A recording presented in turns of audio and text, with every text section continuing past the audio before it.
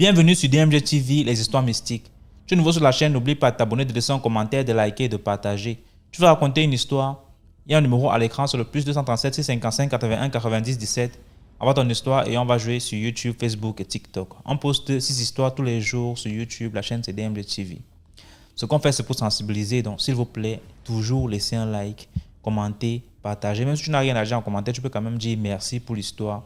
Et si tu veux t'adresser à quelqu'un en particulier, tu peux dire peut-être histoire 1, voilà ce qu'il faut faire, ou alors poser ta question directement après avoir le H1 que tu vas écrire, ou alors H2 pour dire histoire 2, voici. Donc, laissez un commentaire, partagez, comme d'habitude. On va commencer avec la première histoire. Bonjour DMG TV.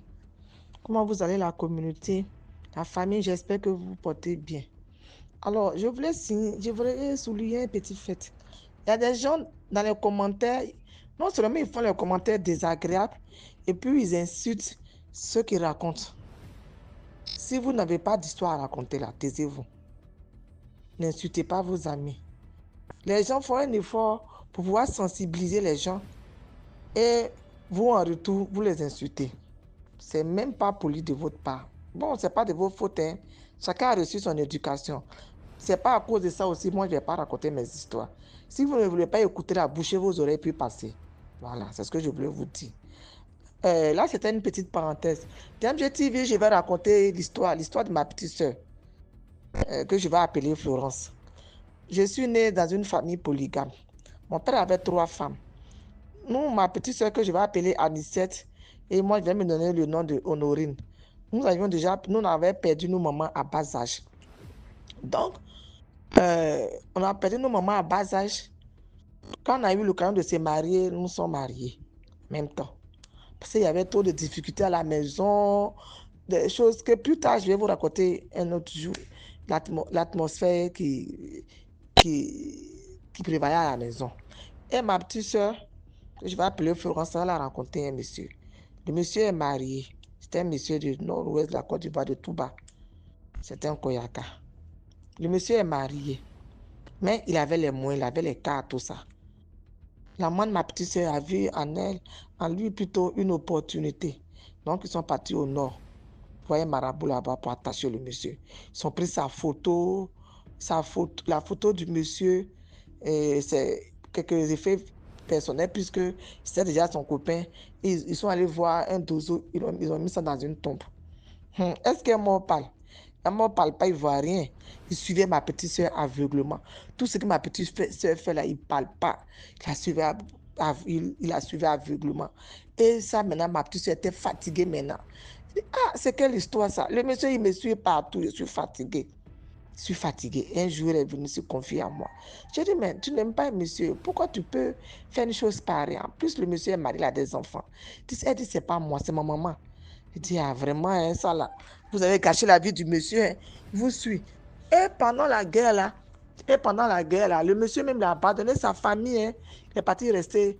Il a pris une maison où il a mis ma petite soeur dans la maison, là. Donc, les deux vivaient là-bas. Et pendant la guerre, là, même, le monsieur a abandonné sa famille. La femme, comme elle voit qu'elle n'a plus de soutien, donc elle est obligée de retourner à Mans avec ses enfants. Et donc, c'est comme ça. Ma petite soeur aussi était fatiguée du monsieur là aussi. Elle a abandonné pour aller en famille, pour rejoindre la famille. Elle est restée là-bas. Le monsieur était là comme ça. Il a commencé à parler sur dans la rue comme un fou. Quand il voit quelqu'un, quand il voit une personne que nous on connaît, vous avez vu Florence, c'est qu'elle m'a fait les ou cette femme, je l'aime plus que maman. Vous avez vu Florence, même un enfant de la famille, quand il voit le monsieur, je vais l'appeler Lamine. Quand il voit monsieur Lamine, vous avez vu Florence, dès qu'il voit quelqu'un de la famille, petit, viens, je vais te parler. Il va faire asseoir le monsieur. Il va lui offrir à boire, à manger. Il va commencer à parler de Florence. À partir de Florence, il était devenu comme un fou, mais il parlait seul dans la rue. Ah, c'est quel charme ça. C'est quel attachement. Et puis quelqu'un ne peut même pas respirer comme ça là. Et donc le monsieur est resté dehors comme ça. Dehors comme ça, hors de sa famille. Sa famille était déjà à Mans. Le monsieur est tombé malade. Ma petite soeur n'était pas à côté de lui. Le monsieur est décédé. C'est un de nos voisins enfin, un de leurs voisins, comme il connaissait notre maison familiale, il est venu voir la famille. Ah, monsieur Lamine est décédé. Donc, si quelqu'un connaît un membre de sa famille, vous pouvez comment on appelle ça, contacter la famille, dit que monsieur Lamine n'est plus. Et comme ma petite soeur connaissait un de ses neveux, elle a appelé pour dire, ah, on dit monsieur Lamine est décédé. C'est comme ça que ce neveu en question, il allait contacter la famille. Et la femme qui était déjà rejetée par son mari, c'est le corps de son mari maintenant qu'elle va venir prendre pour envoyer au village en Mans là-bas, plutôt à Touba là-bas. Et ils ont fait l'enterrement, tout et tout. Ma petite soeur n'était pas aux obsèques. Nous-mêmes, on n'était pas aux obsèques parce qu'on avait peur. Vous savez, les musulmans, eux, leur corps là dure pas. Donc, et depuis ce jour-là, ma petite soeur aussi, elle cherche à, comment on appelle ça? Elle a croisé quelqu'un, elle cherche à se coller pour fonder une famille, tout et tout, ça va pas. Ça va pas. Ça, je lui ai dit, mais péché que tu as fait là, c'est ça que tu es en train de rattraper là. Ça te rattrape le péché là. Donc, c'est pour vous dire que si vous n'aimez pas quelqu'un là, ne l'attachez pas. Parce qu'il y a d'autres fétiches quand tu fais là. C'est, en tout cas, il ne sait pas comment on dit là. On ne peut pas gâter facilement. Sauf la prière. On ne peut pas gâter facilement. Tu n'aimes pas quelqu'un, il faut le laisser comme ça. En plus, c'est un homme marié, tu as détruit sa famille. Ses enfants sont devenus orphelins à cause de toi. Donc là, c'était ma petite histoire. Partagez, likez dans les commentaires, surtout les commentaires agréables. Alors, je vous dis au revoir, à très bientôt dans une autre histoire. Merci beaucoup pour l'histoire. Maintenant, on passe à la deuxième histoire. Bonjour DMG TV, j'espère que vous vous portez bien.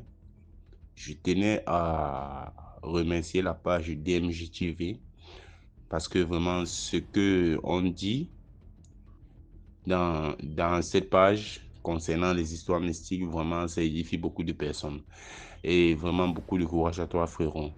Donc là, je suis quelque part dans le monde, mais je tenais à vous raconter une histoire. Ceci fait partie de mon histoire.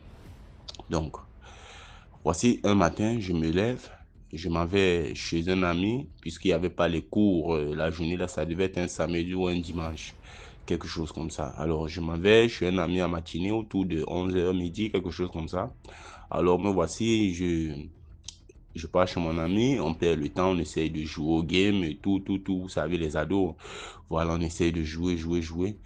Mais je ne sais pas ce qui m'a pris à l'instant. J'ai eu une famine intense.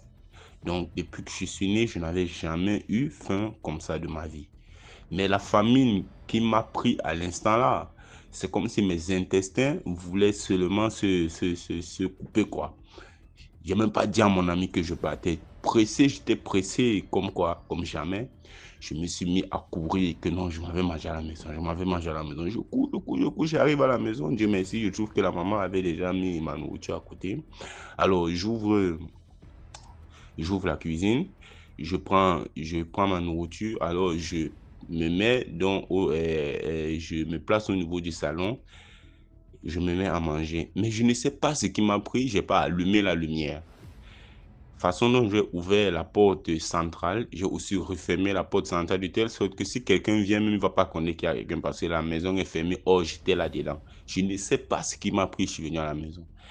Je me mets à manger. Subitement, voici une moto qui s'arrête. Je tiens d'abord à vous dire, la maison où nous étions, parce qu'actuellement nous ne sommes plus là-bas, Dieu merci, mon papa a construit sa propre maison. C'était sur un terrain familial. Alors, c'était sur le terrain familial, donc mon papa lui a construit sa part. Et les enfants les enfants du grand frère à mon père ont construit aussi leur part de maison sur le même terrain familial. Donc, il y avait juste un ou deux poteaux qui nous séparaient. Donc, voici ça, je continue l'histoire. Donc, voici une moto qui descend. Je guette par la fenêtre parce que j'avais laissé une fenêtre ouverte. J'avais fermé une fenêtre, la porte centrale était fermée. Alors, je guette, je vois que c'est ma grande cousine, donc l'enfant au grand frère de mon papa, qui descend de la moto. Elle était en voyage. Elle était du côté d'Edea, je crois. Alors, bon, je me suis dit, elle est rentrée du voyage. Entre-temps, eux et nous, il n'y avait pas de bonne relation. Il n'y avait même pas de bonne relation entre eux et nous. Donc, elle descend de la moto, mais je m'étonne. Je suis là depuis, j'ai vu, elle est partie déposer ses sacs de leur côté parce que moi, je ne guettais pas la fenêtre, tous les mouvements qu'elle faisait. Je savais déjà qu'ils ne sont pas les bonnes personnes. Elle est partie déposer ses sacs sur leur véranda et puis elle est revenue sur notre côté. Comme nous on avait deux premiers, deux safoutiers chez nous qui étaient en train qui étaient en train de produire les fruits, le safro, les prunes, je me suis dit que elle est en train de cueillir les fruits, de cueillir les prunes. Oh, ce n'est pas ça. Mais je reste là 1 minute, 2 minutes. J'entends pas comment les feuilles font bizarre, comme si quelqu'un est en train de vouloir cueillir les prunes. Je n'entends rien. Alors je me lève, je laisse la nourriture. Je guette ma grande cousine qui est en train de mettre le fétiche. Je ne vous parle pas qu'on m'a raconté. Je vous dis mon expérience qu'elle est en train de mettre le fétiche sur la cour. Je dis, ah, ça c'est grave. Alors, j'entre dans la chambre de mon père, je soulève le lit, je prends la machette. Je guette encore la femme. Elle a fini de mettre le fétiche. Réellement, je ne savais pas quel genre de fétiche elle avait mis là. Alors, elle se retourne vers le fétiche et elle fait les 2 pieds en arrière, genre, elle maudit le fétiche. Donc, c'est là que je sors avec la machette. Subitement, elle court, elle entre dans la maison. Pour elle, il n'y avait personne, mais je l'ai attrapée. Et dans sa maison, il y avait ses enfants. Ses enfants étaient là, donc je suis sorti, je lui dis, sors madame, tu es venu mettre quoi ici? Oh, machin, c'est monté, c'est descendu, c'est comme ça que vous nous ruinez ici, tout ça. Et je tenais à vous dire que c'était ses enfants qui étaient seulement intelligents à l'école. Hein. Oui, c'était ses enfants dans notre cours qui étaient seulement intelligents. Nous, si c'est pas qu'il y avait un problème ou alors c'est monté ou on va laisser l'école comme ça, mais Dieu merci, ce jour, je l'ai attrapé. On avait toujours les petits trucs chez nous qu'on ça n'allait pas et tout et tout et tout. Mais voici quand je m'avais regardé le fétiche, je trouve qu'elle a mis le caillou, une peau de l'oignon et l'arrêt du poisson. Et l'arrêt du poisson n'était pas couché à plat, c'était plutôt couché du genre que c'était du genre couché comme ça on avait planté le piquet, comme ça on avait planté un bâton. Donc les arrêts du poisson regardaient le sens du haut. Ça veut dire tu venais, tu piétinais. Là, on te coupait le pied une seule fois. Tu partais à l'hôpital, on ne trouvait pas la maladie. Alors, j'ai vu ça. J'ai crié. Derrière notre maison, j'avais un grand frère qui m'aidait souvent lors des vacances pour chercher le travail et tout. On travaillait le chantier ensemble. Et en du temps, le week-end, il était pasteur. Donc, je m'avais chez lui. Je ne le trouve pas. Je trouvais sa femme. Je dis à sa femme, ah maman, il faut venir, voici la situation. À l'instant où je suis parti appeler le grand frère pour venir prier, elle est ressortie de la maison prendre une feuille de bananier et couvrir sur le fétiche. Genre, comme je suis parti, mon frère ou ma mère ou mon père peut venir, quelqu'un d'autre piétine. Donc, elle était en mission. Je vous dis que c'était l'oignon, l'oignon, la feuille de l'oignon avec un caillou et l'arrêt du poisson. Donc, elle est venue encore mettre une feuille de premier sur ça. Je dis, ah, non, ça ne t'a pas suffi, tu es venu mettre le fétiche. Tu as encore ressorti de ta maison pour venir mettre la feuille de premier jas. Mon frère vient derrière moi, ça va, il va piétiner. Dieu merci, je suis revenu. C'est comme ça, j'appelle la maman arrive. Alors quand la maman arrive, elle vient avec un pasteur. On prie, le pasteur a versé l'eau bénie sur ça. Et ce soir, il a plu. Donc, mon papa est rentré le soir, il a dit, ah, les problèmes de famille, c'est mieux, ça reste entre nous. Donc, je vous dis, ça fait déjà 9 ou 10 ans, c'est la première fois que je parle de cette histoire comme ça. Donc, peut-être ma mère ou mes frères vont connaître l'histoire s'ils écoutent DMG TV, mais je pense même pas que c'est dans la famille. Peut-être peu de personnes le savent parce qu'on a gardé ce secret. Donc, depuis ce jour, on a vu que les trucs qui ne marchent pas dans notre maison, c'est eux et tout, jusqu'à on les a surpris, jusqu'on l'a surpris en train de mettre le fétiche. Donc, je me dis que la famine qui m'a pris là, la famine intense qui m'a pris quand j'étais chez mon ami, c'était pour me donner une alerte que quelque chose va se passer. Et à peine j'arrive même pas 5 minutes et égale la moto. Donc, je tenais juste à dire que la famille africaine est très mauvaise, est très méchante. Voilà, la famille africaine. Je ne sais pas ce qui se passe avec les familles africaines, mais la famille africaine est très méchante. Voilà. Donc, ne pensez pas que quelqu'un va vouloir le bien. Quelqu'un ne va pas vouloir le bien de ses enfants, il va vouloir ton bien. Non, la personne va d'abord vouloir le bien de ses enfants. Voilà, il sera prêt à tout pour le bien de ses enfants. Donc, la leçon que je peux vous dire sur cette histoire, c'est que soyez vigilants et soyez sur vos gardes parce que personne n'est ton ami, personne n'est ta famille. Ta famille, c'est toi-même, ton ami, c'est toi-même. Donc, du secours, merci DMG TV. C'était tout pour cette petite histoire. Merci beaucoup pour l'histoire. Maintenant, on passe à la troisième histoire. Bonsoir la famille, à l'équipe DMG, bonsoir. J'espère que mon message vous trouve tous en bonne santé. Et DMG est devenu notre médecin. Et ton équipe, vous êtes devenu notre médecin parce que à chaque fois que moi, en tout cas, j'explique mes histoires, c'est comme si je me déchargeais de quelque chose.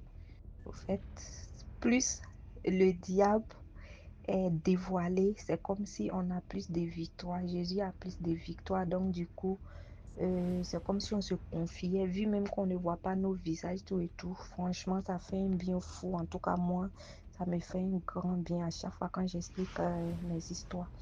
Aujourd'hui, je vais faire un peu plus court, mais j'espère que je vais y arriver. Je vais appeler mon histoire le baillet mal intentionné.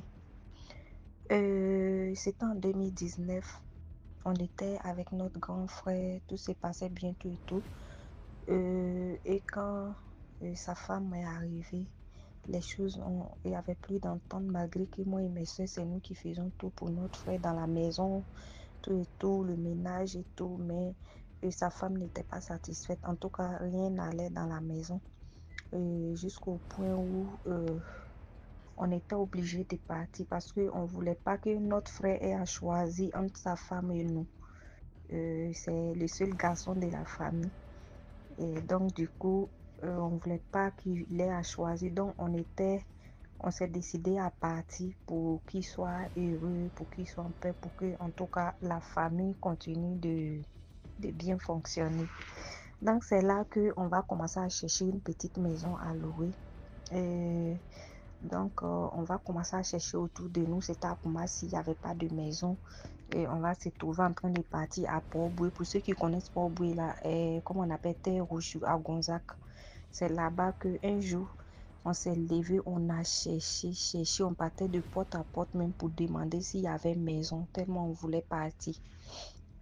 Donc, ce jour-là, on tombe sur un démarcheur qui nous dit qu'il y a une maison. Donc, le démarcheur nous donne rendez-vous le surlendemain pour aller voir la maison. Et quand on va voir la maison, on partait voir la maison, on voit qu'on rentre dans le quartier. Déjà même au bord de la... Moi, je pensais que c'était une histoire au bord de la Rouge, tout et tout. On rentre dedans, Terre Rouge, dedans, dans le quartier. On va arriver même dans un endroit mais où voiture n'y va pas, DMG. C'était tellement long qu'on a commencé à se fâcher contre le démarcheur. Et il nous disait, non, allons, vous allez voir la maison. Si ça ne vous plaît pas, voilà, vous êtes libre de ne pas prendre la maison, quoi. Donc, moi et mes soeurs, on est partis, mais quand on a vu la maison, malgré toute la fatigue d'IMG, franchement, on a adoré la maison, une nouvelle construction, toute la cour, même les murs étaient carrelés. En tout cas, c'était une belle maison. Et on a vu, à notre grande surprise, il y avait au moins 10 personnes avant nous. Quand nous sommes arrivés, il y avait juste trois chambres. C'est comme il y avait 3 maisons, une chambre, salon et 2 studios. Nous, on avait juste l'argent pour les studios, vu qu'on n'avait pas assez de moyens. Donc, du coup, quand on est arrivé, on voulait se retourner, vu qu'il y avait au moins 10 personnes avant nous. On nous a dit, non, attendez, que quand le vieux va venir, on verra. Donc, on l'attend, parce qu'on nous a dit que le propriétaire allait venir d'un moment à un autre, d'un moment à l'autre. Donc, du coup, on attend et arrivé un moment, on voit un vieux, en tout cas un vieux qui venait. Et quand il arrive, et il demande déjà, pour qu'on prenne la maison, il demandait les ethnies. Et il te demande, toi, tu es de quelle ethnie? Toi, tu es de quelle ethnie aussi? Excusez-moi. Par exemple, il disait les BT, je ne donne pas ma maison à BT, je ne donne pas ma maison à Gouro. Genre, il y a des ethnies qui disent, je ne donne pas ma maison à Yakuba. On se disait, mais c'est quoi tout ça? Donc, ça faisait qu'il y a des gens qui étaient là depuis matin. Mais ils disaient, non, je suis désolé, hein, je ne peux pas vous donner ma maison. jusqu'à ce qu'il fasse partie des gens. Et puis un peu, ça arrive à notre tour. Il me demande que vous êtes de quelle ethnie. Moi, je dis, ah, notre papa est burkinabé, mais notre maman est baoulé. Il dit, ah, d'accord, vous mettez-vous de côté et vous voulez quelle maison? On dit, ah, qu'on veut studio. Il dit, d'accord, il n'y a pas de souci, asseyez-vous, vous allez avoir une maison. Nous-mêmes, on était étonnés DMG, puis on était contents. Imagine, parmi toutes ces personnes-là, nous, on nous avait choisi, moi et mes soeurs. Et dans ça, il a choisi 3 personnes. Après, nous, il nous appelle encore. Au fait, bizarrement, c'est comme s'il voulait forcément, genre, il était gentil avec nous, quoi, avec moi et mes soeurs. Et il nous appelle de côté pour nous dire que la maison, c'est 5 mois, il va prendre. On dit oui qu'on est déjà venu, on avait déjà l'argent sur nous. On dit oui qu'on a les 5 mois. Il dit bon, vu que nous sommes les jeunes filles qui voulons prendre une maison, et il va pas prendre 5 mois, il va juste prendre 3 mois. Mais il voulait que ça reste entre nous les 3 mois là. Ça fait 2 mois caution et 1 mois avant si ça nous a arrangé. On était tellement contents parce que ça allait, les 2 mois là allaient nous aider à nous compléter pour aménager la maison. Donc, on était contente et le même jour, il nous a remis la clé. Et quand on allait rentrer, encore moi, il m'appelle, il me dit, viens, je viens. Il me dit, c'est toi la plus grande. Je dis, oui, papa. Il dit, vous êtes dans quelle commune? Je dis, nous sommes à Koumassi chez notre grand frère. Il dit, ah, ok, comme moi-même, je suis à Koumassi, attendez-moi, j'ai presque fini. Le taxi que je vais prendre pour partir, là, je vais vous déposer. Donc, franchement, on était contente, quoi. On s'est dit, ah, vraiment, Dieu est avec nous. Et on va rentrer avec le vieux. Après, on va demander la route à notre grand frère et tout et tout. Et puis, on va aménager dans notre petite maison. Toi, c'était une très belle maison. Une très belle petite maison, studio africain. Studio américain, pardon. Et studio américain, douche, cuisine, tout, franchement, à 40 000 francs. Franchement, c'était chic. Et puis, le vieux, déjà, quand on est parti, la première des choses que moi j'ai remarqué, la première nuit, tout s'est bien passé. Mais la deuxième nuit, on a commencé à entendre comme si quelqu'un marchait sur le toit de la maison DMJ. Quelqu'un marchait. Et c'est pas comme les chats, tu courais, la personne marche, les pas normaux, ça fait boum. Boum, tu vas dire que la maison, je dis, toiture là bougeait comme si ça allait tomber. Et ça commençait aux environs de 1 heure. On a commencé à avoir peur. On dit, mais c'est quoi cette histoire-là? Et matin, quand je me réveille, et vu qu'on avait eu la maison avec d'autres jeunes filles aussi qui avaient pris l'autre maison en côté, et matin, quand on s'est réveillé, moi, j'ai demandé aux filles là, si elles avaient attendu. Elles disent qu'elles ont attendu, même heure là, et nous tous, on avait regardé nos téléphones, c'était à partir de 1 heure. Quand on a demandé aux anciens locataires, parce que c'était, comment on appelle, c'était une cour commune, mais chacun chez soi. Tout le monde dit, ah, soyez les bienvenus, ici c'est comme ça. On dit, mais c'est quoi ça? Et DMG, ça va continuer comme ça. Chaque soir à 1h00, quelqu'un marchait en haut sur les toitures de la maison. Parce que c'était une grande cour, il y avait beaucoup de... En tout cas, il avait bien construit sa maison. Et quelqu'un marchait sur la toiture de la maison. C'était bizarre. Et il y a une fille, ma voisine, celle qui était à côté, nos voisines d'à côté. Et une semaine après, sa maman vient rendre visite à ses filles. Et les papas étaient pasteurs, donc la maman était la femme d'un pasteur. Et quand elle dort la nuit, le lendemain, la vieille a dit qu'elle veut repartir au village. Et avant de partir, vu qu'elle a vu que nous, avec ses filles, on s'entendait bien, elle m'appelait, elle dit, tu es la plus grande. Je dis oui, que les 2 autres sont mes petites soeurs. Elle dit, la maison d'ici, là. En tout cas, je ne sais pas quel problème qui vous a envoyé ici, mes enfants. Ma fille, que ce soit ma fille comme vous, je ne pouvais pas dire ça à ma fille derrière vous. Cherchez une maison le plus tôt possible et partez de cet endroit-là parce qu'ici, ce n'est pas un bon endroit. On était dépassés parce que ça faisait même pas 1 semaine qu'on était là. Et la maman là nous disait de partir. On dit, maman, on a compris. En tout cas, moi, elle disait dans mon cœur, nous, on allait avoir quel argent encore pour aller nous prendre une autre maison. Vu qu'on s'est débrouillé. On partait au travail, on ne gagnait même pas grande chose. Quand elle a dit ça, j'ai dit, j'ai compris, maman. DMG, mais chaque soir, c'était pareil. Et ce vieux-là, Du 1er au 31, on a fait 9 mois chez lui. Pendant les 9 mois, il portait le même habit, la même chaussure et il avait une petite serviette sur son épaule. C'était toujours ça. Pendant les 9 mois que j'ai fait dans cette maison, quand ces vieux-là venaient nous rendre visite là-bas pour voir ses locataires, c'était les mêmes habits-là qu'il portait DMG. Et arrivé à un moment, un jour, j'étais couchée. Ce jour-là, mes soeurs n'étaient pas là. Et je dormais. Arrivé à un moment, c'était comme par la fenêtre, parce que moi, j'ai l'habitude de faire des sons bizarres. Mais par la fenêtre, quand je me couche, je vois, c'est comme si quelqu'un m'observait. Et la personne qui m'observait, c'est comme si je vois un gros serpent qui rentrait dans ma fenêtre. C'est comme, j'ai commencé et je dormais déjà. Et arrivé un moment dans mon songe, je sens que quelqu'un marchait en haut comme d'habitude à 1 h du matin. Là. Mais ça, c'était dans mon songe. Et arrivé un moment, je vois un gros serpent qui passe par ma fenêtre. Et j'étais couchée. Quand le serpent vient, c'est comme si le serpent était couché sur un côté de mon corps. Du coup, dans mon songe, mon corps était glacé. Et dans mon son, je voyais le serpent sans pouvoir parler, mais j'étais tellement tétanisée, j'avais peur, mais je ne pouvais pas parler. Et le serpent, je priais au fond de moi, je disais, Seigneur Jésus, non, c'est quoi ça? Je priais, quand j'ai commencé à prier, en même temps, une partie de mon corps était glacée, DMG.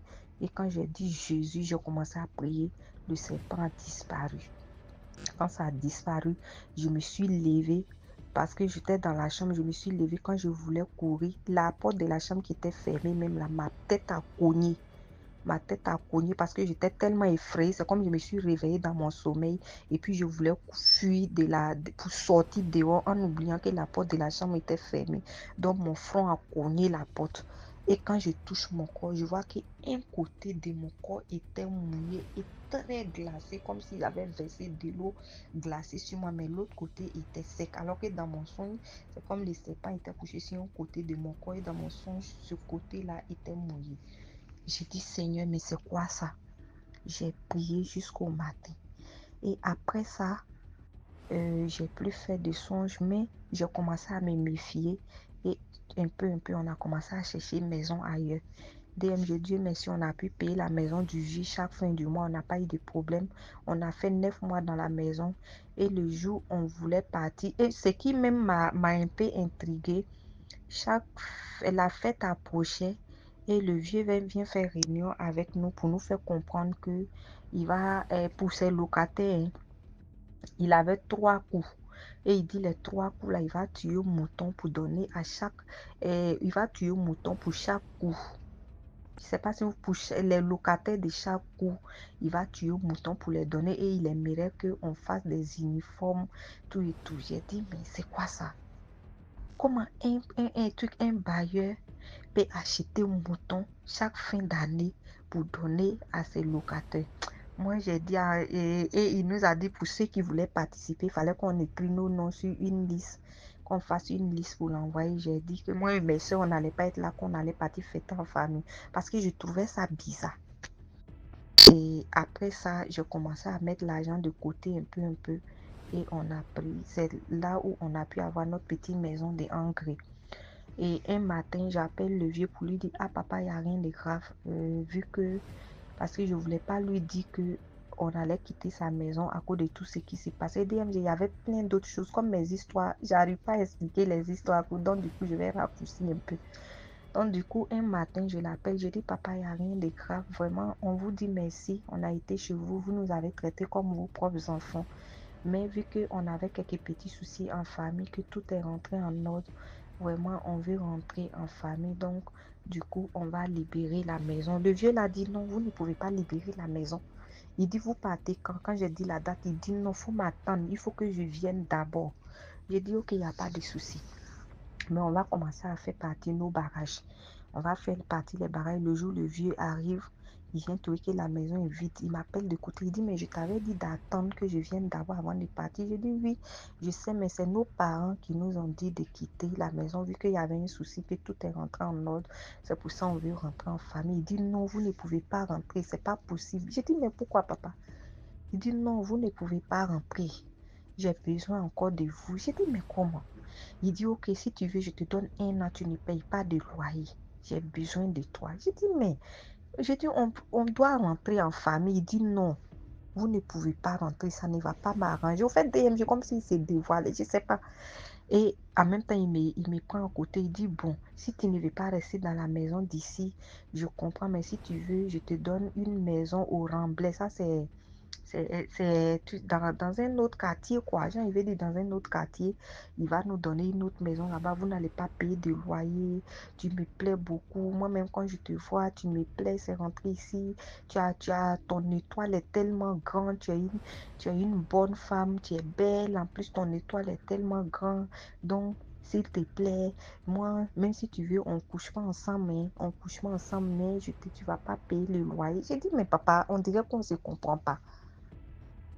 Il y avait eu des soucis dans la famille. Vu que les choses sont rentrées en ordre, c'est nos propres parents qui nous ont dit de quitter la maison. Sinon, c'est pas que nous, on veut quitter votre maison, mais c'est nos parents qui nous ont dit de quitter la maison pour rentrer en famille. Parce que nous, mais notre papa a sa maison ici. Genre, j'étais obligée de mentir. Il dit, notre papa a sa propre maison à Abidjan ici, vu qu'il y avait eu des soucis.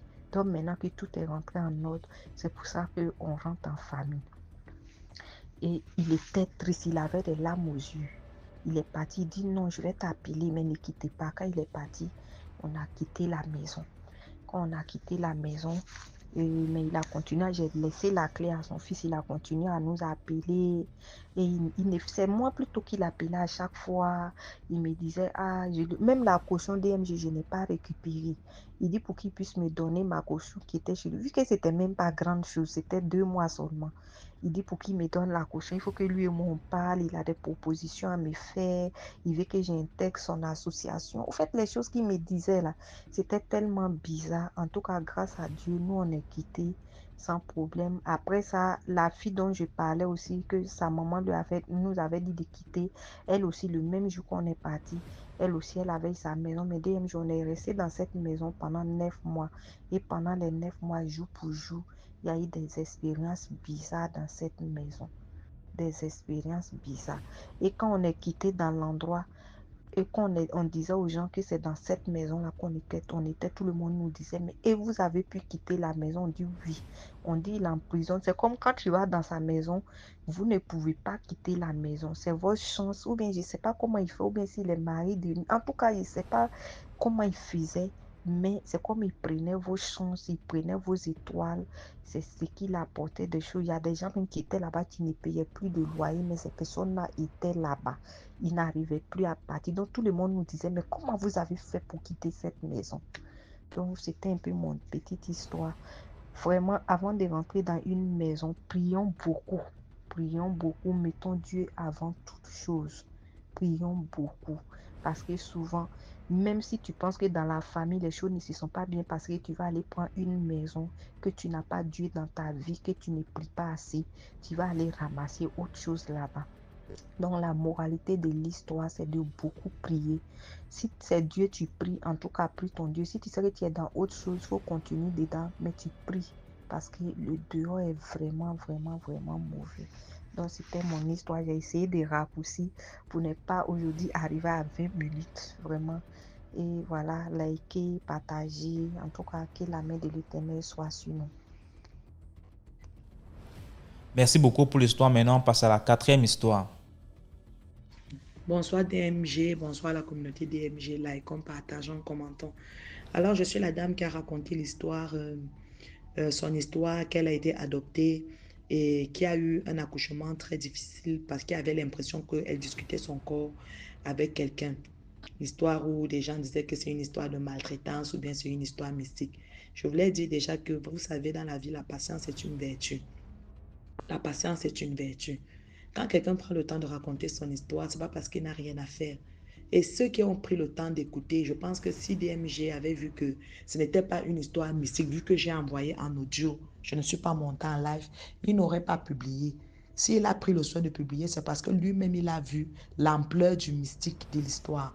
Alors, avant de juger, critiquer, trouver que non, vraiment, tel ne fait pas ci comme ça, tel ne fait pas, prenez au moins le temps d'écouter, parce que cette histoire est vraiment mystique.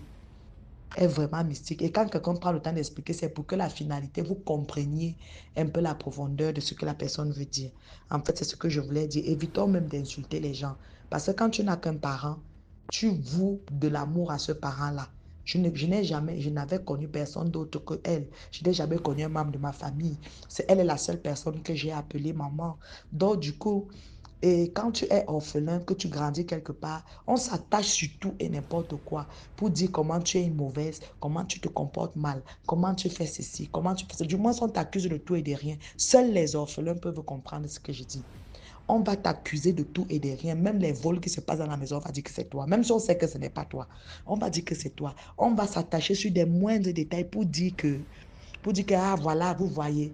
Et moi, je ne voulais pas peut-être ne pas lui montrer à l'enfant pour qu'elle dise que vous voyez, moi, je vous ai dit, c'est parce qu'elle voit que elle sait. Elle voit que je ne suis pas sa mère. Parce que ces gens sont souvent comme ça. Aux yeux du monde, ils se passent pour des victimes. Parce qu'on dit l'enfant n'a jamais raison devant le parent. Et puis ils vont dire, vous voyez, voilà, elle a même accouché. Est-ce que j'ai même vu l'enfant? Je n'ai même pas vu l'enfant.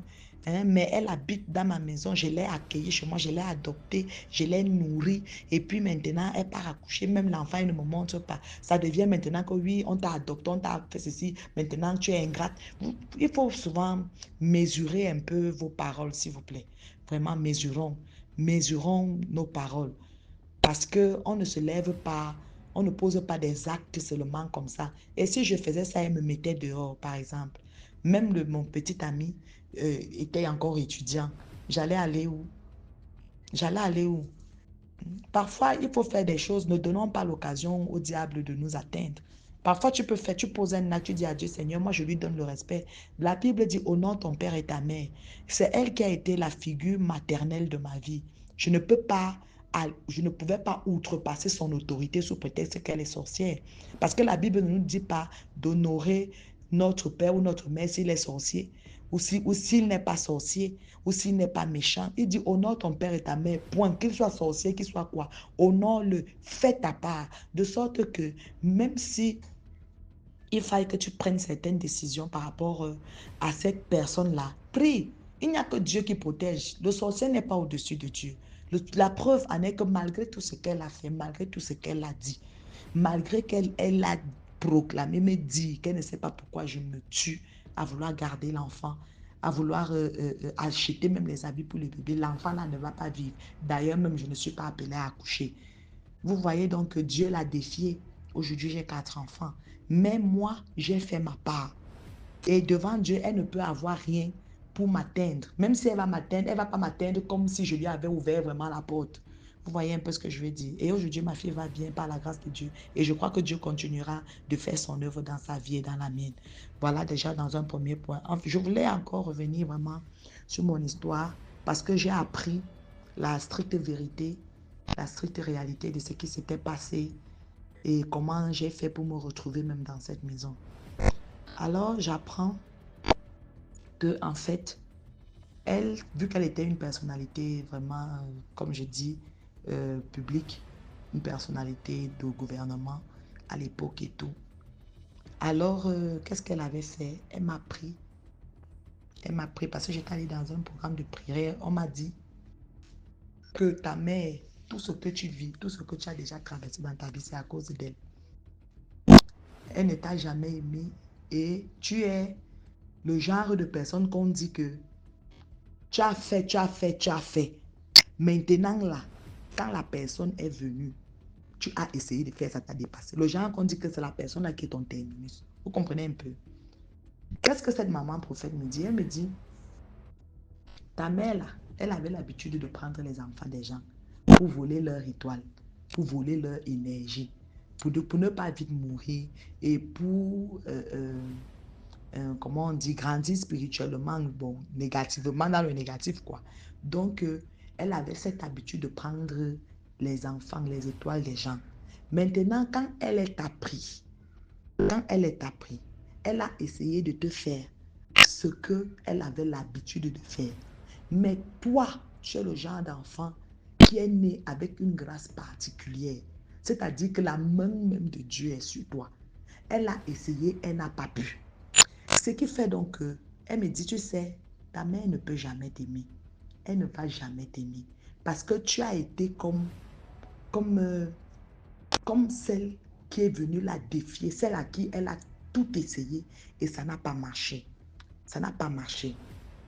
Alors, qu'est-ce qui se passe? Elle avait une stratégie. La stratégie, c'était quoi?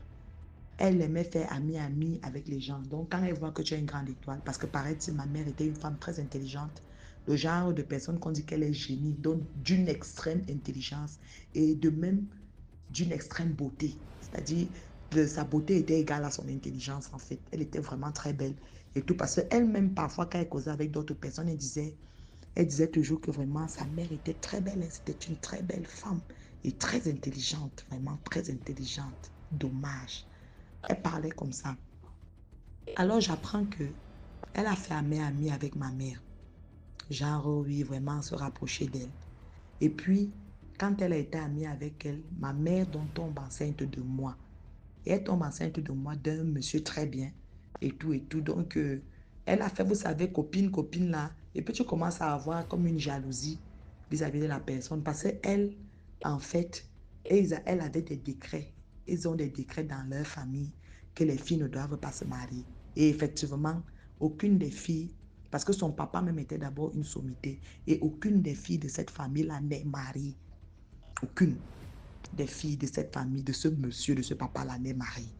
Donc, ils avaient des décrets de célibat dans leur famille.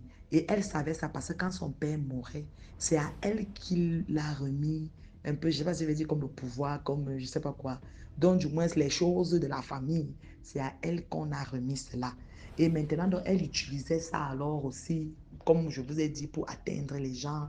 Quand les enfants partent, même lui souhaiter les bonnes années, elle fait, à certains, elle fait les croix, les petites croix qu'on fait sur les visages, sur les photos là, pour signifier que la personne est décédée. Elle faisait ça. Et vous voyez, c'est pour dire que vous allez laisser vos enfants aller dans les maisons des gens. Ton enfant grandit, tu vois que sa vie est bizarre, tu ne comprends même pas ce qui s'est passé. Or, il était parti dire bonne année à quelqu'un quelque part quand il était petit. On a caché son étoile, on a couvert son étoile comme ça. Toi, tu ne sauras pas. Vraiment, soyons prudents, je vous en prie. Soyons très prudents. Soyons très prudents. Du moins, pour revenir à l'histoire. Alors, elle a fait ami avec ma mère.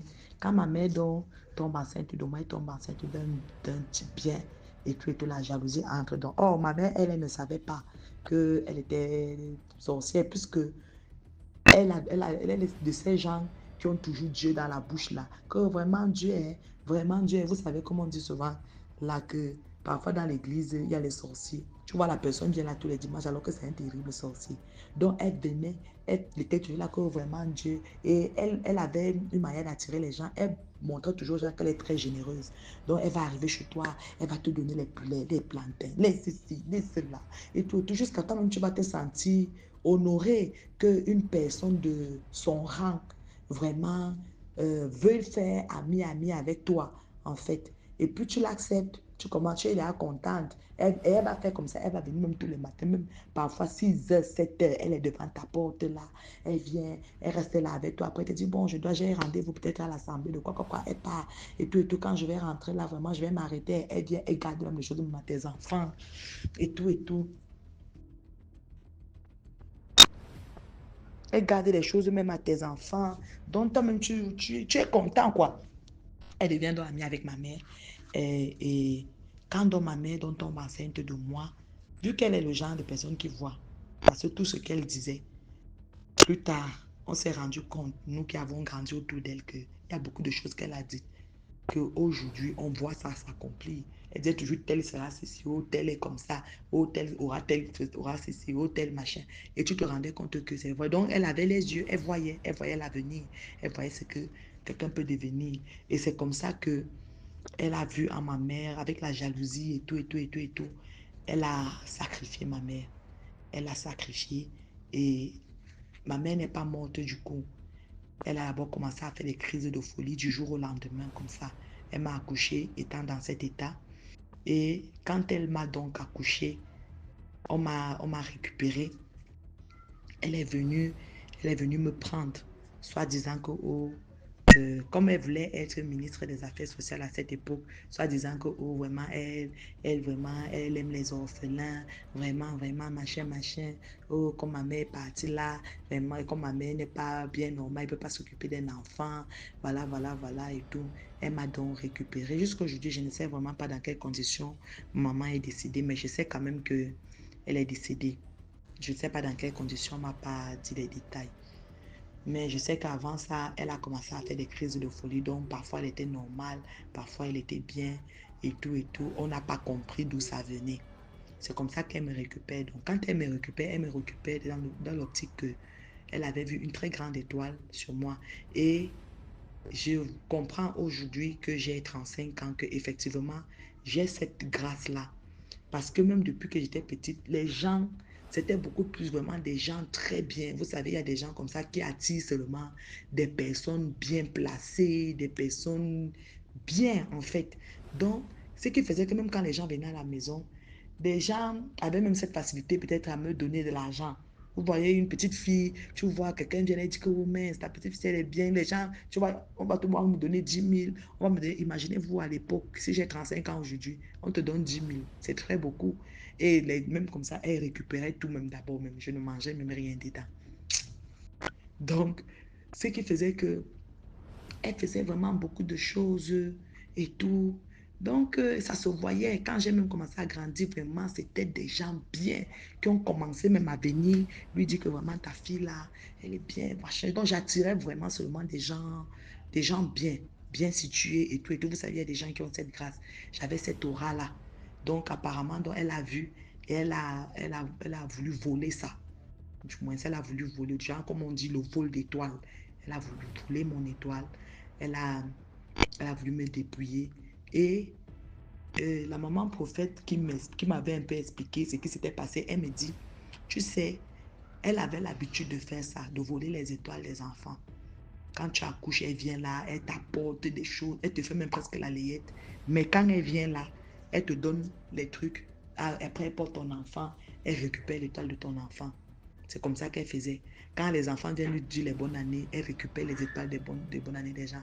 Quand tu as un enfant qui est très, très, très intelligent, qu'elle sent que celui-là, elle ne peut pas le dépouiller non, bien à distance. Elle te propose de venir avec ton enfant à la maison, qu'elle va t'aider à payer la pension et tout, comme tu n'as pas les moyens. Elle vole l'étoile de ton enfant. Et après, du jour au lendemain, elle se met à créer des histoires. Et effectivement, elle se met à créer des histoires comme quoi, oh, ton enfant dérange trop, ton enfant fait ceci. Tu vas même voir que l'enfant fait tout, jusque-là, ça l'énerve. Parce qu'elle a déjà tout pris sur toi, donc elle ne voit pas l'intérêt de te garder dans sa maison. Après, elle va tout faire. Quand elle voit qu'elle a déjà tout essayé, ça ne marche pas, elle appelle ton parent et te dit que je ne peux plus bien chercher ton enfant. Comme ça, pour rien. Le parent va me demander que qu'est-ce que tu as même fait. L'enfant va aussi dire que je ne sais pas. Mais vous savez, surtout à l'époque, parce que c'est maintenant que quand même on essaie d'écouter ce que l'enfant dit. À l'époque, c'était que toi, l'enfant, tu n'as rien à dire devant le parent. Le parent a toujours raison. Ça veut dire que même si on t'accuse de quoi, impérativement, le parent a raison. Donc, elle était souvent dans cette posture-là. Non, machin. Elle commence à faire passer ton enfant pour mauvais. Parce que moi, je parle parce que c'est ce que moi, je voyais. Tu vois qu'un enfant n'a même rien fait, mais elle commence à chercher des histoires. Et je me posais des questions vraiment, mais pourquoi un enfant, que c'est toi-même qui a dit aux parents de venir te donner, du jour au lendemain, tu commences à détester l'enfant, tu commences à lui dire qu'il doit partir et que tu ne veux plus le voir dans sa maison. Et qui? Ça a commencé comment? Donc, j'ai compris plus tard qu'en fait, elle prenait les enfants, elle finit de dépouiller ton enfant. Quand elle n'a plus rien à prendre, elle chasse l'enfant. Elle t'appelle que tu viens chercher ton enfant, elle a déjà trop supporté ton enfant, les sales comportements et tout et tout. Elle se plaint, non? Et puis tu viens prendre ton enfant. C'est comme ça donc qu'elle avait l'habitude de faire. Or, cette fois-ci, elle est donc partie prendre un enfant qu'elle n'aurait pas dû, en fait. Et cet enfant-là, c'était moi.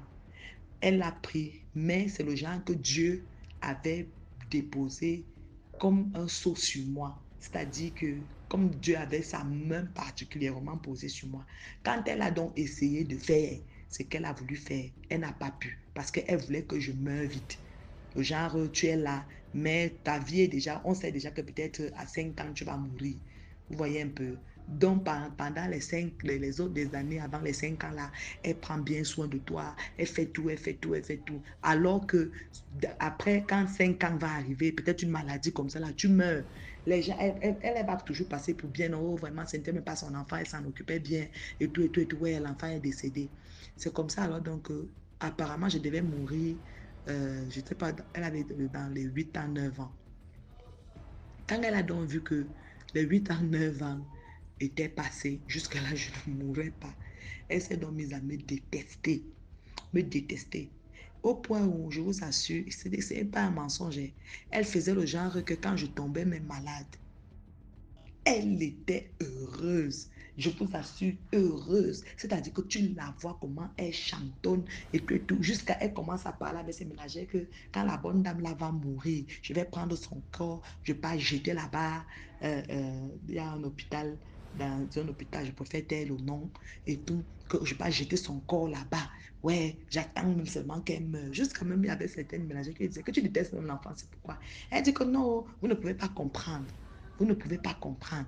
Donc, ce qui faisait que elle avait espéré, après avoir essayé de me vendre, je ne sais pas, de me sacrifier mon état, voler mon état parce qu'elle voyait que j'étais un enfant qui devait avoir une très grande destinée. Après avoir volé, elle savait qu'on va la nommer ministre des Affaires sociales. Après avoir fait tous ces sacrifices. Je parle comme ça, pourquoi? Parce qu'à mes 9 ans, effectivement, elle avait fait venir une femme à la maison. Cette femme était marabout.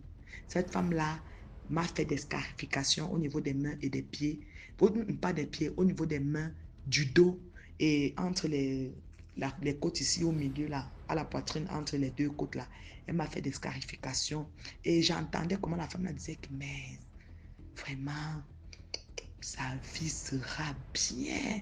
Mais elle aura l'argent. Donc, elle parlait comme ça en chuchotant, mais vous savez, nous connaissons, nous les enfants. Donc, j'écoutais un peu. Après, j'entendais comment elle chuchotait les trucs. Donc, elle s'est retournée, elle m'a regardé avec un regard mauvais, genre. Et puis, elle s'est mise à dire des trucs là-bas. Je l'entendais parce qu'elle disait.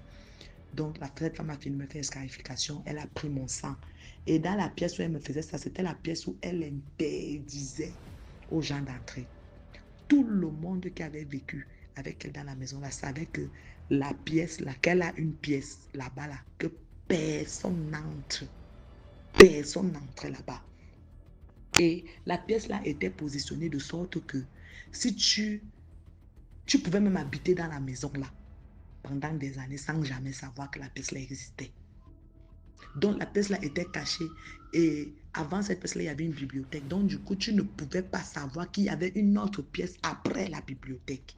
C'était un peu comme ça. Donc elle nous a donc amené, elle m'a amené dans la pièce là et tout. Elle a commencé à dire que non, que ce qu'elle va nous faire là c'est pour nous aider à devenir des gens bien et tout et tout et tout et tout. Qu'on ne s'inquiète pas. Elle nous a fait des scarifications. La dame marabout nous a fait des scarifications. Quand elle faisait donc ça, elle revenait au niveau de la pièce où il y avait la bibliothèque, là, c'est là-bas qu'elle avait des sortes de canaries bizarres, où elle faisait des malaxages, là, avec des poudres bizarres, et tout ça, poudre noire, poudre d'un peu. Donc, elle faisait des trucs, après, elle venait nous mettre les poudres là dans les plaies, en parlant, en chuchotant des trucs, un peu comme des incantations, quoi. Elle faisait ça, et tout, et tout. Je vous assure, elle a fait comme ça. Non seulement elle a sacrifié ma mère, en plus de ça, elle a volé mon étoile et tout pour que je souffre toute ma vie.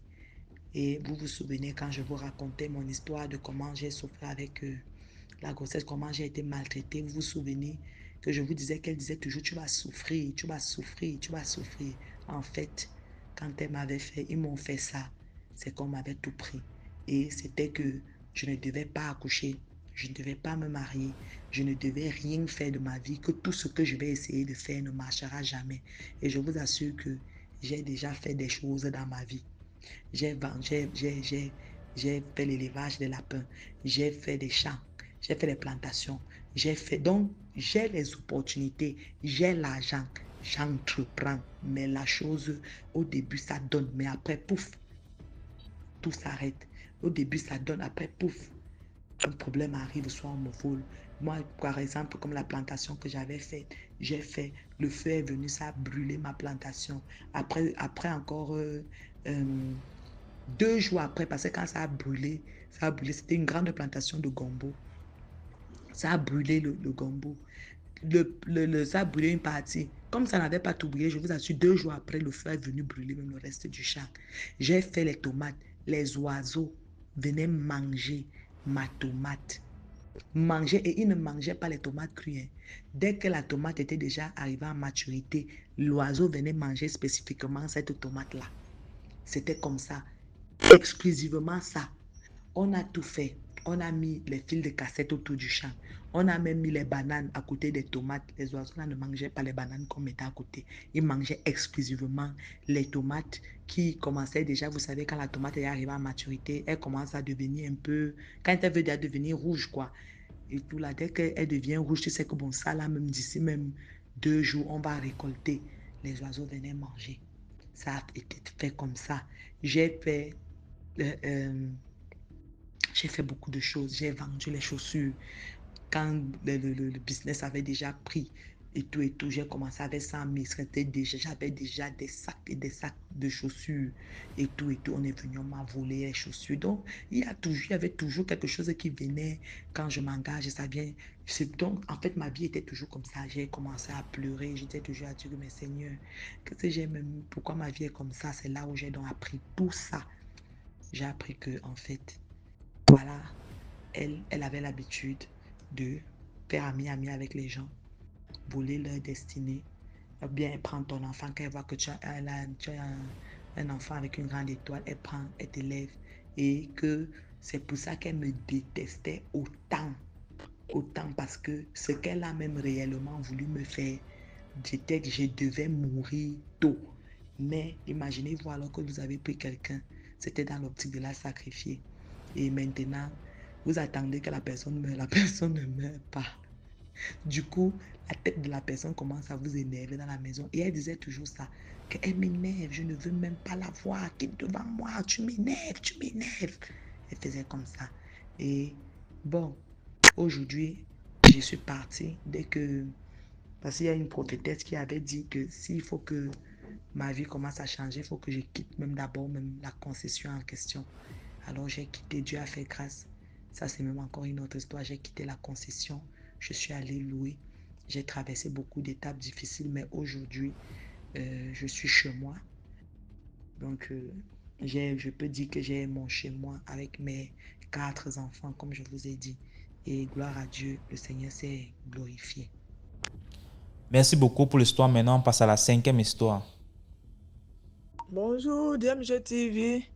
Je voulais vous raconter aujourd'hui une histoire qui s'est passée quand on était adolescent. Comme je disais dans d'autres histoires passées là, nous étions déjà orphelins. Orphelins à bas âge, ma petite soeur, moi et mon petit frère, on était 3. Donc, nous 3, la pression de la maison, c'était tellement difficile. À la maison, les petites histoires, nous, on n'était pas là déjà. Donc, nous, on a préféré aller prendre une chambre dans une cour commune, dans un petit quartier précaire. Et c'est là-bas qu'on vivait. Ma petite soeur et puis mon petit frère, de temps en temps, lui, ne dormait pas là parce que nous étions des jeunes filles, on ne peut pas dormir avec un garçon. Donc, lui, de temps en temps, il venait nous rendre visite pour manger et puis le soir retourner. Et donc, un jour, je vous dis d'abord que derrière, comment on appelle, où on a loué maison là, devant la porte comme ça, il y avait un hangar. C'est une femme, une jeune femme aussi, qui est bien dans la cour aussi, mais elle vendait la boisson locale là. Chez nous, on appelle ça le bangui. Elle vendait bangui et puis elle faisait une soupe, des pas de porc, tout ça là à côté. Donc les sous là, ils venaient. Enfin, pas les sous là, mais ceux qui veulent boire bangui, tout ça, ils venaient là-bas. Et puis, il y avait le petit déjeuner, il y avait les sachets de koutoukou. Tout ça, c'est la boisson locale. Ils vendaient tout ça. Donc, c'était comme un petit cabaret, quoi. C'était animé comme ça. Donc, la dame, elle se réveillait très tôt le matin pour aller à la gare pour chercher sa viande de porc. Chez sa marchandise, elle faisait les petites sauces, tout ça là.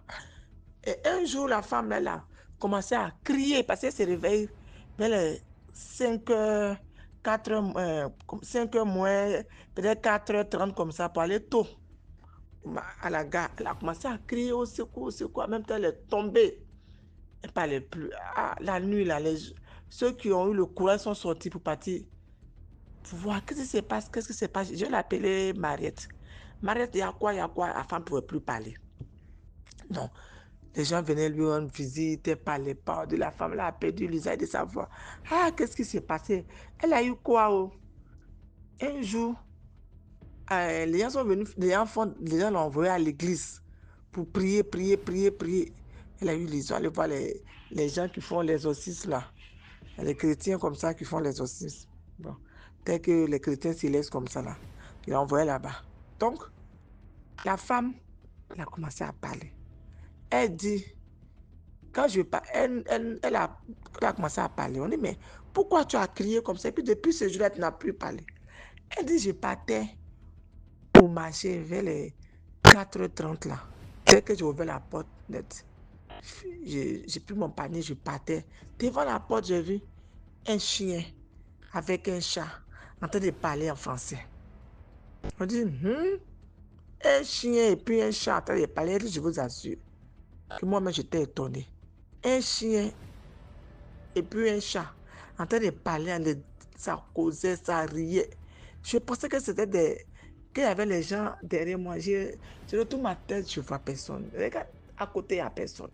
Ces chiens et puis chat, ils se font face à face, ils sont en train de parler en français. Donc j'ai crié, j'étais tellement dépassé quand j'ai crié là. Je suis tombé, je n'ai plus rien vu. J'ai vu les gens qui sont venus. Après, j'ai vu que les gens étaient autour de moi, ils m'ont envoyé à l'hôpital, tout et tout. Je n'ai plus rien vu. Donc, c'est ce qui s'est passé. Je dis, quoi? Chien et puis chat parler, ça vraiment, c'est invraisemblable. Si tu n'as pas vu ça, tu ne peux pas croire. Si moi-même, la femme n'était pas dans nos cours communs là, si elle n'était pas dans nos cours communs, qu'elle n'a pas perdu l'usage de sa parole pendant une semaine comme ça, moi, je ne pouvais pas croire à ça. Vraiment, c'est pour dire qu'il y a des choses mystiques qui se passent. Un chien et puis un chat parler, causer même en français, converser en français. Donc, c'était là la petite histoire. Partagez, likez, commentez et puis à très bientôt dans une autre histoire. Merci. Merci beaucoup pour l'histoire. Maintenant, on passe à la 6e histoire. Oui, alors bonjour DMG. C'est la première fois que j'envoie un mémo pour raconter une histoire. Comme tout le monde dit, commenter, liker, partager. Donc moi, j'envoie un mémo par rapport à l'histoire de la fille qui parlait des veines. Moi, j'ai vécu la même chose au mois de novembre avec mon fils. Donc mon fils, j'avais fait un songe où il y avait un serpent qui avait mordu mon fils. Et par la suite, mon fils a commencé à boiter, il a commencé à boiter. Je n'avais pas encore fait le lien entre les deux rêves, entre le rêve et puis la situation qui se passait. Donc, pour faire court, on a vu le pédiatre qui nous envoyait chez des spécialistes dans une autre ville. Et c'est arrivé dans la ville là-bas qu'on a remarqué que les os de pied de mon fils pourrissaient. Il a environ 2 ans. Donc, comme les os de sa jambe pourrissaient, c'est très dangereux, c'est très difficile à soigner et ça rend l'enfant handicapé. Donc, avec mes frères et sœurs, on était vraiment en train de prier. Et je fais le lien avec son histoire parce que les pédiatres là-bas à l'hôpital, ils avaient du mal à prendre ses veines. Ils ont fait 2 heures, 3 heures sur l'enfant pour chercher à prendre les veines. C'était quasiment impossible. C'est-à-dire, quand on rentrait dans une veine, le sang ne sortait pas. Et à un moment donné, ils étaient tellement exaspérés qu'ils ont pris les 2 carotides de mon fils. Ils ont fait rentrer l'aiguille dedans dans la carotide au cou et le sang ne sortait pas. Et ils m'ont dit, c'est du jamais vu. Depuis qu'on exerce, on n'a jamais vu une situation comme ça où on rentre dans la veine de l'enfant et puis il n'y a pas le sang qui coule. Donc, ce qu'on va faire, c'est qu'on va l'hospitaliser et on va voir quel traitement faire. Donc, les nuits, je priais avec mes frères et sœurs de l'église par rapport à ça parce qu'après, le Seigneur m'a révélé que c'était lié au sang que j'avais fait. Et un soir, je rêve qu'un ange est rentré dans la chambre. L'ange a fait le traitement à l'enfant et j'ai posé des questions à l'ange. L'ange m'a dit non, que l'enfant ira bien, tout va bien se passer, il va recouvrer ses facultés. Et le traitement devrait durer une semaine et par la grâce de Dieu, le traitement a duré que 2 ou 3 jours et l'os de l'enfant a recommencé à se constituer. Donc les médecins m'ont dit vraiment cette histoire de veine, c'est du jamais vu depuis qu'on exerce. Même la carotide ne fournit, c'est-à-dire l'aiguille est dans la carotide, mais le sang ne coule pas. Donc, il ne comprenait pas. Et ça a fait tellement souffrir l'enfant que dès qu'on a arrêté de le piquer, il s'est endormi. Donc, c'est vraiment dire aux parents d'être vraiment attentifs spirituellement pour les enfants. Quand vous faites les songes sur vos enfants, soyez attentifs, soyez en prière et ayez des gens autour de vous qui prient parce que le but de cette morsure, c'était vraiment de rendre l'enfant handicapé. De le rendre handicapé alors que l'enfant est né avec toutes ses facultés. Tout ça parce que j'avais des différends avec certaines personnes. Je préfère garder pour qu'on ne puisse pas me reconnaître. Donc vraiment, l'histoire là, ça m'a vraiment marqué. C'est pour ça que j'ai voulu témoigner par rapport à ça. Je vous souhaite une bonne journée. Au revoir. Merci DMG pour tout ce que tu fais parce que ça nous sensibilise vraiment. Et moi, ça me rend beaucoup plus aguerri spirituellement, surtout pour moi, mon mari et puis mon enfant, quoi. Bonne journée, au revoir.